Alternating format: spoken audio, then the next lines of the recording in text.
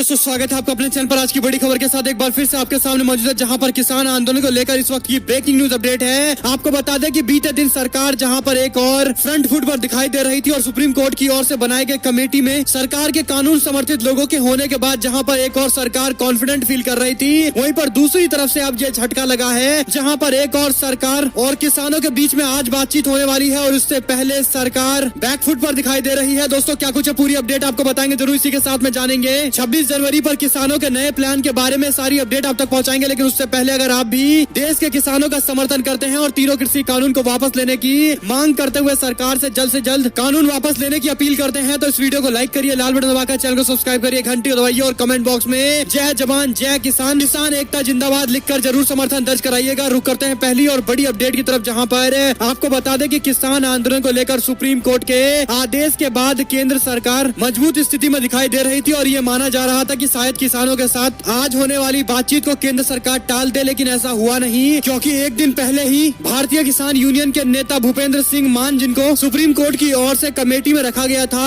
उनकी तरफ से कमेटी छोड़ने का ऐलान कर दिया गया और इसी के साथ में उन्होंने कहा कि पंजाब और किसानों के साथ मैं हमेशा खड़ा हूं, उनके लिए किसी पद को भी त्यागने को तैयार हूं। और इसी के साथ में उन्होंने सुप्रीम कोर्ट के द्वारा बनाई गई कमेटी में 4 लोगों में उनका नाम शामिल किए जाने के बाद उन्होंने अपना नाम वापस लेने का ऐलान किया है। आपको बता दें कि उनके इस ऐलान के साथ ही सरकार अब बैकफुट पर दिखाई दे रही है और किसानों से बातचीत करने को लेकर भी नई अपडेट आ रही है। लेकिन इससे पहले आपको बता दें कि भूपेंद्र सिंह ने ये फैसला लिया है, जिसके बाद अब सुप्रीम कोर्ट के द्वारा बनाई गई कमेटी में केवल 3 लोग बचे हैं और ऐसे में ये कमेटी काम नहीं कर पाएगी, जिसके बाद अब सरकार को लगा कि शायद किसानों से बातचीत करना चाहिए और आज होने वाली बातचीत को तैयार है सरकार। देर रात कृषि मंत्री ने मीडिया में जानकारी दी है। आपको बता दें कि शुक्रवार यानी आज होने वाली बैठक को लेकर किसान संगठनों और केंद्र सरकार के बीच में बातचीत के रास्ते एक बार फिर से खुल गए हैं, जहां पर केंद्र सरकार ने आज 12 बजे एक बार फिर से किसानों को बातचीत करने के लिए बुलाया है। और आपको बता दें कि किसान नेता पहले ही कह चुके थे कि उनकी बातचीत सीधे केंद्र सरकार से होगी, क्योंकि केंद्र इस कानून को लेकर आया है और केंद्र इस कानून को वापस लेगा। इसी के साथ में रुक करते हैं एक और बड़ी अपडेट की तरफ, जहां पर आपको बता दें कि किसान नेता राजेवाल ने किसानों के नाम पर एक खुली चिट्ठी लिखी है और 26 जनवरी को परेड को लेकर बड़ी बात कही है। आपको बता दें कि उन्होंने कहा है कि 26 जनवरी को किसान दिल्ली में दाखिल नहीं होंगे, बल्कि दिल्ली के बॉर्डर पर ही परेड करेंगे। बलवीर सिंह राजेवाल ने कहा है कि कुछ लोग कह रहे हैं कि उस दिन लाल किले पर झंडा लहराना है, कोई कह रहा है कि संसद पर कब्जा करना है और इस तरह की बातें बेबुनियादी और भड़काऊ है। इस झूठे प्रचार ने सिर्फ मुझे ही नहीं बल्कि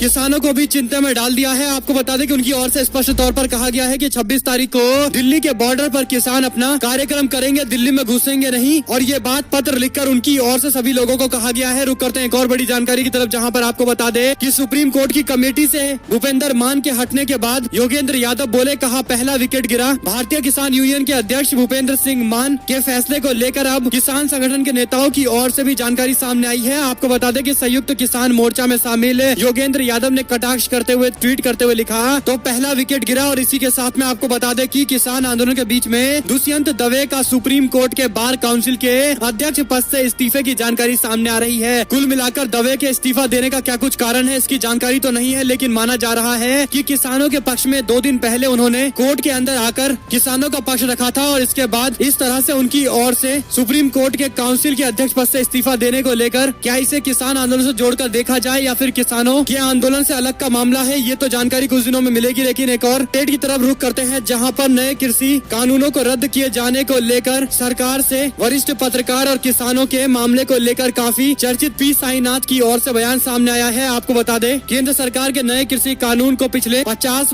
दिनों से दिल्ली में विरोध का सामना करना पड़ रहा है और इस बीच वरिष्ठ पत्रकार पी साईनाथ ने न्यूज चैनल से बातचीत के दौरान कहा कि नए कृषि कानून को रद्द किया जाना चाहिए। इस मसले पर सरकार आग से खेल रही है। इस कानून से केवल किसानों को नहीं बल्कि आम आदमी को भी बड़ा नुकसान होगा। सुप्रीम कोर्ट के द्वारा कृषि कानून पर रोक लगाने और अदालत द्वारा नियुक्त की गई समिति को मौका देने का समय है। ये सवाल जब उनसे पूछा गया तो उन्होंने जवाब देते हुए कहा कि कोर्ट ने किसानों की बात सुनने और सरकार की सिफारिश देने के लिए एक समिति का गठन किया है। पहला सवाल तो यह है कि समिति किसके साथ मध्यस्थता करेगी। किसानों ने समिति को स्वीकार करने से इनकार कर दिया है, वहीं पर समिति के सदस्य सरकार के समर्थन में प्रतिबद्ध दिखाई दे रहे हैं। कुल मिलाकर ये बड़ी अपडेट है, जहां पर कृषि मामले के जाने माने विशेषज्ञ की ओर से इस तरह का बयान सामने आया है। रुक करते हैं एक और बड़ी जानकारी की तरफ, जहां पर हरियाणा के अंबाला से ट्रैक्टर लेकर किसान आंदोलन की तरफ आने वाले हैं अभय चौटाला। अभय चौटाला ने बताया है कि स्पीकर ने उन्हें गुरुवार को मिलने के लिए समय दिया था, लेकिन पूरे दिन इंतजार करने के बाद भी स्पीकर से मुलाकात नहीं हुई है। इंडियन नेशनल लोक दल के नेता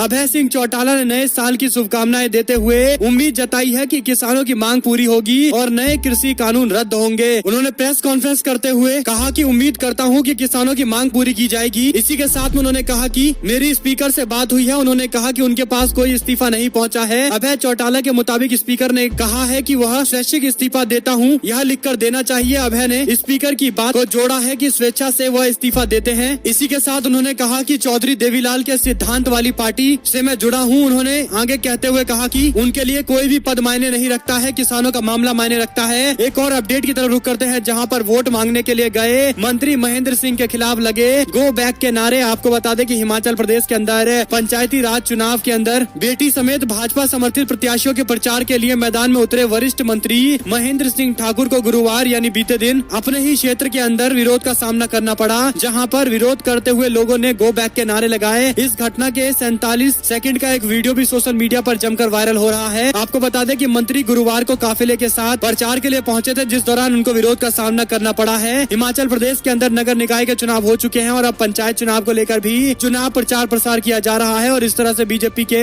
मंत्री का विरोध दिखाता है कि किस तरह से राज्य की सरकार को लेकर ही जनता में विरोध है। रुक करते हैं एक और बड़ी अपडेट की तरफ, जहां पर आपको बता दें कि कांग्रेस पार्टी का दावा, कहा हरियाणा में खतरे में है खट्टर सरकार, हमारे संपर्क में बीजेपी और जननायक जनता पार्टी के कई विधायक हैं। कांग्रेस पार्टी के नेता सैलजा ने आरोप लगाया है कि खट्टर सरकार विश्वास खो चुकी है और कांग्रेस राज्य के अंदर पॉलिटिकल वैक्यूम नहीं छोड़ेगी, यानी किसी भी तरह से ऑप्शन को खाली नहीं रखा जाएगा। अगर खट्टर सरकार गिरती है तो कांग्रेस पार्टी सरकार बनाने को लेकर पहल कर सकती है। आपको बता दें कि हरियाणा बीजेपी सरकार को फिलहाल जननायक जनता पार्टी और कई निर्दलीय विधायकों का समर्थन है। राज्य के अंदर जादुई आंकड़ा 46 का है और बीजेपी के पास 40 सीटें हैं, इसीलिए भाजपा को जननायक जनता पार्टी का समर्थन लेना बेहद जरूरी हो जाता है। कुल मिलाकर ये बड़ी जानकारी इसलिए भी है क्योंकि राज्य के अंदर निर्दलीय और जननायक जनता पार्टी ये तय करेंगे कि किसकी सरकार बनेगी। रुक करते हैं एक और बड़ी अपडेट की तरफ, जहां पर 17वीं लोकसभा का 5वां सत्र 29 जनवरी से होगा शुरू। 1 फरवरी को पेश होगा आम बजट। आपको बता दें कि किसान आंदोलन के बीच में 29 जनवरी से शुरू होने जा रहा है 17वीं लोकसभा का 5वां सत्र का समापन 8 अप्रैल को होने वाला है और इसकी संभावनाएं है कि 8 अप्रैल तक ये संपन्न हो जाएगा।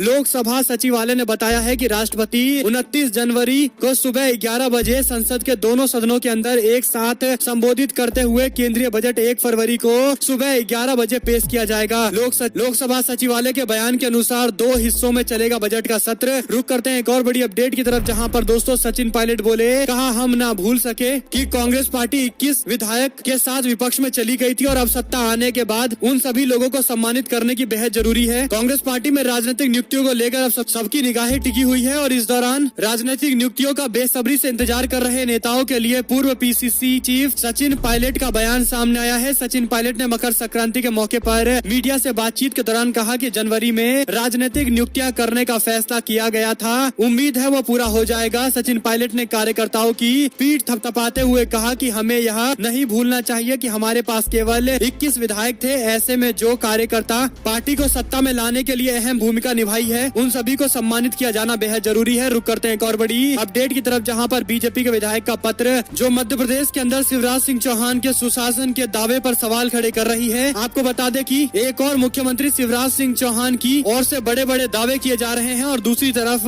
विधायक अपनी ही सरकार के खिलाफ मोर्चा खोले हुए हैं, जहां पर विधायक की ओर से पत्र में बताया गया है कि किस तरह से कानून व्यवस्था राज्य के अंदर बुरी हालत से गुजर रही है और ऐसे में शिवराज सिंह चौहान से मांग की गई है कि दोषियों पर कड़ी से कड़ी कार्रवाई होनी चाहिए जो कानून व्यवस्था को नुकसान पहुंचा रहे हैं। और एक और अपडेट की माने तो सुप्रीम कोर्ट के पूर्व जज मार्कंडे काटजू ने प्रधानमंत्री नरेंद्र मोदी को लिखी चिट्ठी फार्मर प्रोटेस्ट को खत्म कराने के लिए 2 सुझाव दिए हैं। आपको बता दें कि मार्कंडे काटजू की ओर से प्रधानमंत्री को लिखी गई चिट्ठी में 2 बातें कही गई है। पहला, उन्होंने कहा है कि सरकार को तीनों कानूनों को रद्द तुरंत करना चाहिए और इसके लिए अध्यादेश जारी किया जाना चाहिए। यदि आप ऐसा करते हैं तो सब आपकी तारीफ करेंगे। और इसी के साथ में उन्होंने दूसरी मांग प्रधानमंत्री से की है और सुझाव भी दिया है। उन्होंने कहा कि प्रधानमंत्री को किसान संगठनों के प्रमुखों और सरकार के प्रतिनिधियों के साथ किसान मामले से जुड़े हुए विशेषज्ञों के साथ एक सदस्यों की उच्च शक्ति वाली किसान आयोग की नियुक्ति की जानी चाहिए जो किसानों की समस्या को लेकर सभी पहलू पर विचार करे और कर्तव्य के अनुसार काम करे, किसानों को उनकी उपज के लिए पारिश्रमिक मिले। और इसी के साथ में जस्टिस काटजू की ओर से ये 2 मांगे की गई है। देखना होगा कि क्या प्रधानमंत्री इन दोनों मांगों पर कोई फैसला लेते हैं, क्योंकि सुप्रीम कोर्ट कोर्ट के पूर्व जस्टिस की ओर से ये बयान सामने आया है। एक और अपडेट की तरफ रुख करते हैं, जहां पर दोस्तों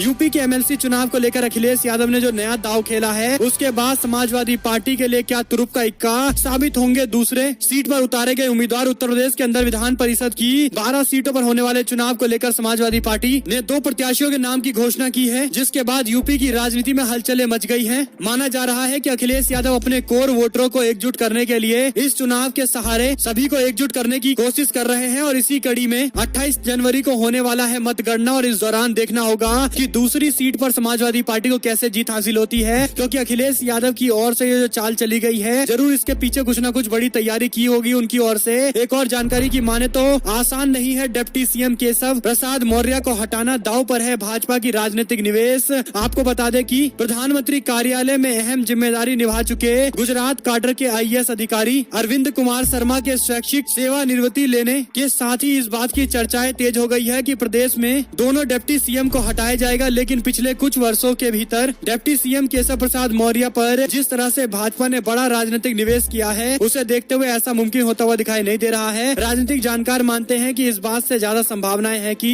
राज्य के अंदर तीसरा डिप्टी सीएम बनाया जा सके। और एक और अपडेट की माने तो कैबिनेट विस्तार को लेकर अपने ही विधायकों के निशाने पर कर्नाटका के सीएम येदियुरप्पा आ गए हैं, जिसके बाद कर्नाटका में येदियुरप्पा सरकार के खिलाफ विरोध लगातार बढ़ता जा रहा है और पार्टी के बड़े बड़े नेताओं ने भी येदियुरप्पा सरकार को लेकर कई सारी बातें की है। बीते दिन हमने आपको बताया था कि 5 विधायक ने पहले ही बगावत कर दी है और भी विधायक अब खुलकर येदियुरप्पा सरकार के खिलाफ मोर्चा खोल रहे हैं। इसी कड़ी में राज्य के एक वरिष्ठ नेता बसन गौड़ा और पाटिल ने कहा कि येदियुरप्पा केवल उन्हीं पर विचार करते हैं या नियुक्त करते हैं जिन्होंने उन्हें या तो एक सीडी के साथ ब्लैकमेल किया है या बड़ी राशि दी है, यानी कुल मिलाकर सीधा हमला किया जा रहा है अब येदियुरप्पा सरकार पर। इसी के साथ में बीजेपी के मुख्यमंत्री येदियुरप्पा को लेकर इस तरह से पार्टी के नेताओं का बयान दिखाता है कि कर्नाटका के अंदर बीजेपी विधायकों में कितनी नाराजगी है कैबिनेट के विस्तार होने को लेकर। एक और जानकारी की माने तो भाजपा के सांसद ने इलेक्शन एफिडेविट में गलत जानकारी दी है क्या। दरअसल मामला अदालत में पहुंच गया है, जहां पर अदालत ने समन जारी किया है। दिल्ली पुलिस ने भाजपा के नेता व सिंगर हंसराज हंस द्वारा अपनी शैक्षिक योग्यता तथा अपनी एवं परिवार के सदस्यों की देनदारियों के बारे में कथित तौर पर अब अस्पष्ट जानकारी दी है, जिसको लेकर मामला अब कोर्ट पहुंच गया है, जहां पर दिल्ली की एक कोर्ट ने इलेक्शन एफिडेविट में कथित तौर पर अस्पष्ट सूचना देने के मामले को लेकर भाजपा के सांसद और पंजाबी गायक हंसराज हंस को तलब किया है। अतिरिक्त मुख्य मेट्रोपॉलिटन मजिस्ट्रेट ने जनप्रतिनिधित्व कानून के प्रावधानों के तहत दाखिल पुलिस के आरोप पत्र का 12 जनवरी को संज्ञान लिया था। और ऐसे में एक और अपडेट की माने तो भाजपा के नेता को 18 तारीख को पेश होने के लिए कोर्ट की ओर से कह दिया गया है, आदेश जारी कर दिया गया है। एक और अपडेट की माने तो जहां पर मोदी सरकार का दावा है कि एमएसपी और एपीएमसी मार्केट तीनों कृषि कानून के लागू होने से बंद नहीं होगी, वहीं पर दूसरी ओर किसानों की चिंता ये है कि एमएसपी मंडियां बंद होने के साथ ही पूरी तरह से खत्म हो जाएगी और इसके साथ में देश के पूंजीपतियों की ओर से ऐसी व्यवस्था बनाई जाएगी जिसके तहत किसानों को भारी नुकसान का सामना करना पड़ेगा। कुछ ऐसा ही देखने को मिला है हिमाचल प्रदेश में, जहां पर 40 रुपए किलो खरीदे गए सेब 250 रुपए किलो बेचे जा रहे हैं प्राइवेट कंपनी के द्वारा। इस तरह की भी जानकारी मीडिया में आ रही है, तो आप समझ सकते हैं कि किसानों की चिंता कितनी जायज है। और इस पर आप लोगों की अपनी क्या कुछ प्रतिक्रिया होगी कमेंट बॉक्स में लिखिएगा जरूर। रुक करते हैं एक और बड़ी जानकारी की तरफ, जहां पर महाराष्ट्र के अंदर 2 करोड़ में लगी ग्राम पंचायत की बोली, आयोग ने रद्द किया चुनाव। महाराष्ट्र के अंदर लोकतंत्र के साथ खिलवाड़ करने की बात सामने आई है, जहां पर ग्राम पंचायत की बोली लगाई जा रही है। चुनाव आयोग ने 2 पंचायत के चुनाव को रद्द कर दिया है। महाराष्ट्र में 15 जनवरी को ग्राम पंचायत के चुनाव कराए जाने हैं। इलाके के अंदर लोकतांत्रिक तरीके से चुनाव को लेकर जहां पर एक और तैयारी की जा रही है, वहीं पर दूसरी ओर कई इलाकों के अंदर लोकतंत्र को बिकता हुआ भी देखा जा रहा है। दरअसल यहाँ सबसे बड़ी बोली लगाने वाले ग्राम पंचायत की सीट बेची जा रही है। नीलामी की एक वीडियो भी सामने आया है और शिकायत मिलने के बाद चुनाव आयोग ने 2 ग्राम पंचायतों के चुनाव रद्द कर दिए हैं। नासिक के उमराने गांव और कोंडामाली गांव के 2 करोड़ और 42 लाख की नीलामी की शिकायत मिली थी। रुक करते हैं एक और बड़ी जानकारी की तरफ, जहां पर यूपी में फिर से पंचायत चुनाव लड़ेगी असदुद्दीन ओवैसी की पार्टी। 50 सीटों पर पिछले विधानसभा चुनाव में अपने उम्मीदवार उतारे थे। ओम प्रकाश राजभर की पार्टी के साथ मिलकर असदुद्दीन ओवैसी पूर्वांचल के साथ साथ पूरे उत्तर प्रदेश में अपनी ताकत आजमाएंगे। और इसी के साथ में देखना होगा कि प्रदेश के अंदर होने वाले लोकल बॉडी के चुनाव क्या कुछ संकेत देते हैं। क्या उत्तर प्रदेश के अंदर असदुद्दीन ओवैसी अपना प्रभाव बढ़ाने की स्थिति में है या फिर केवल खबरें मीडिया में चल रही है, जमीनी स्तर पर असदुद्दीन ओवैसी का कोई प्रभाव नहीं है। क्या कुछ रहेंगे पूरे चुनाव के नतीजे और क्या कुछ इंडिकेशन सामने आएगा, सारी अपडेट आप तक पहुंचाएंगे। रुक करते हैं एक और बड़ी अपडेट की तरफ, जहां पर आपको बता दें कि महाराष्ट्र महाराष्ट्र के अंदर धनंजय मुंडे मामले को लेकर एक जबरदस्त ट्विस्ट आता हुआ दिखाई दे रहा है। आपको बता दें कि धनंजय मुंडे जहां पर एक और फंसते हुए दिखाई दे रहे थे और एनसीपी उनको लेकर कुछ बड़ा फैसला लेने वाली थी, लेकिन उससे पहले बीजेपी के नेता कृष्ण हेगड़े का एक आरोप है जहां पर उन्होंने धनंजय मुंडे को लेकर एक बात कही है और कहा है कि धनंजय मुंडे पर आरोप लगाने वाली महिला ने उन्हें भी ब्लैकमेल किया था। कुल मिलाकर ये अपडेट इसलिए भी बड़ी है क्योंकि एनसीपी के नेता के फंसने के बाद अब इस तरह से बीजेपी के नेता खुले तौर पर एनसीपी के नेता धनंजय मुंडे के समर्थन में दिखाई दे रहे हैं। कुल मिलाकर ये बड़ी अपडेट आ रही थी। वहीं पर एनसीपी की ओर से कहा गया है कि उनकी पार्टी की तरफ से आगे क्या कुछ फैसला होने वाला है इसकी तैयारी की जा रही है। पार्टी अपने स्तर पर फैसला लेगी। और एक और जानकारी की माने तो प्राइवेसी पॉलिसी पर फंसे व्हाट्सएप ने कहा कि सरकार के हर सवाल का जवाब देंगे। हाईकोर्ट में दायर की गई है याचिका। अपने हालिया निजता नीति बदलाव को लेकर आलोचना के घेरे में व्हाट्सएप ने गुरुवार को कहा कि वह इस मुद्दे पर सरकार के किसी भी सवाल के जवाब देने को तैयार है। आपको बता दें कि व्हाट्सएप की ओर से हाल फिलहाल के अंदर प्राइवेसी को लेकर कई सारी चीजें कही गई है, कई सारे बड़े बदलाव किए गए हैं जिसको लेकर अपने डाटा के सुरक्षित होने पर कई सारे संशय दिखाई दे रहे हैं। जिस पूरे मामले को लेकर अब व्हाट्सएप और सरकार के बीच में सीधा मामला दिखाई दे रहा है। एक और जानकारी की माने तो यूपी के अंदर कांग्रेस पार्टी के दर्जनों नेताओं ने थामा साइकिल पर जाने के साथ ही उन्होंने अखिलेश यादव को मुख्यमंत्री बनाने का दावा किया है। आपको बता दें कि कांग्रेस पार्टी लगातार उत्तर प्रदेश में कमजोर होती हुई दिखाई दे रही है। एक और जानकारी की माने तो रुपेश हत्याकांड पर कांग्रेस पार्टी और तेजस्वी यादव ने नीतीश कुमार पर जहां पर एक और निशाना साधा है, वहीं पर सुशील मोदी ने नीतीश सरकार का बचाव किया है। इसी के साथ में टीवी डिबेट के दौरान कांग्रेस पार्टी के नेता सुप्रिया श्रीनेत और अमीश देवगन के बीच में एक बार फिर से तीखी बहस देखने को मिली, जहां पर पत्रकार को जमकर खड़ी खोटी सुनाते हुए कांग्रेस पार्टी की नेता ने कहा कि तुम नीचता कर रहे हो, तुम गिरे हुए पत्रकार हो। और इसी के साथ में दोस्तों जलीकट्टू के बहाने सियासी दोस्ती का हाथ बढ़ाने के लिए राहुल गांधी पहुंचे हैं तमिलनाडु। तमिल संस्कृति का विरोध करने वाले लोगों पर भी जमकर उन्होंने निशाना साधा है। इसी के साथ में कैप्टन अरविंदर सिंह बोले, कहा कृषि कानूनों को रद्द करने से कम कुछ भी मंजूर नहीं है। और एक और जानकारी की माने तो भाजपा ने एमसीडी को बना दिया कंगाल, कैसे दे कर्मचारियों का वेतन। मनीष सिसोदिया ने यह बयान दिया है। दरअसल दोस्तों दिल्ली के मुख्यमंत्री अरविंद केजरीवाल जहां पर एक और राज्य के अंदर एमसीडी के करप्शन को लेकर हमेशा से बीजेपी सरकार पर निशाना साधते हैं, वहीं पर दूसरी ओर दिल्ली के उप मुख्यमंत्री मनीष सिसोदिया ने भी बृहस्पतिवार को दावा किया है कि राष्ट्रीय राजधानी दिल्ली के पूर्वी और उत्तरी नगर निगम कंगाल हो गया है और अपने कर्मचारियों को वेतन देने की स्थिति में नहीं है। इसका कारण बीजेपी है, बीजेपी का मिस गवर्नेंस है। एक और अपडेट की माने तो डोनाल्ड ट्रंप के खिलाफ महाभियोग पर बहस छिड़ी हुई है। सदन में जोरदार बहस चल रही है और इसी के साथ में चीन के साथ गतिरोध के बीच में रक्षा मंत्री का कड़ा संदेश, भारत युद्ध नहीं चाहता लेकिन सम्मान को ठेस नहीं पहुंचनी चाहिए। और एक और जानकारी की माने तो ऐतिहासिक ऊंचाई पर पहुंच गया तेल की कीमत, दिल्ली में 84 रुपए 70 पैसे पेट्रोल का हो गया है। और बाबा रामदेव को लोग ढूंढ रहे हैं जो कह रहे थे कि 30 रुपए का पेट्रोल सरकार बनने के बाद दिया जाएगा। यानी आप समझ सकते हैं कि किस तरह से वादे किए गए थे और आज जनता को कितने महंगे पेट्रोल और डीजल जैसी मूलभूत चीजें खरीदनी पड़ जा रही है। इसी के साथ में आपको बताएं कि शरद पवार बोले, समिति में पूरी तरह स्वतंत्र व्यक्तियों को शामिल किया जा चाहिए था तो यह बेहतर होता। कृषि कानून को लेकर सुप्रीम कोर्ट की ओर से बनाई गई कमेटी पर अब एनसीपी के नेता की ओर से यह टिप्पणी सामने आया है। एक एक करके सारी जानकारी हमने आप तक पहुंचाई है। अगर आपको ये खबर अच्छी लगी हो तो इस वीडियो को लाइक करिएगा, लाल बटन दबाइए, चैनल को सब्सक्राइब करिए, घंटी दबाइए और दोस्तों कमेंट बॉक्स में लिखकर बताइए कि कृषि कानून को वापस क्यों नहीं कर रही है मोदी सरकार। इसके पीछे क्या कुछ रणनीति है या फिर सरकार वापस करके अपनी किरकिरी नहीं करानी चाहती है। क्या कुछ आप लोग की अपनी अंडरस्टैंडिंग है, कमेंट बॉक्स में लिखिएगा जरूर। आप लोग देख रहे थे आप लोगों का अपना चैनल जय हिंद, जय भारत, वंदे मातरम।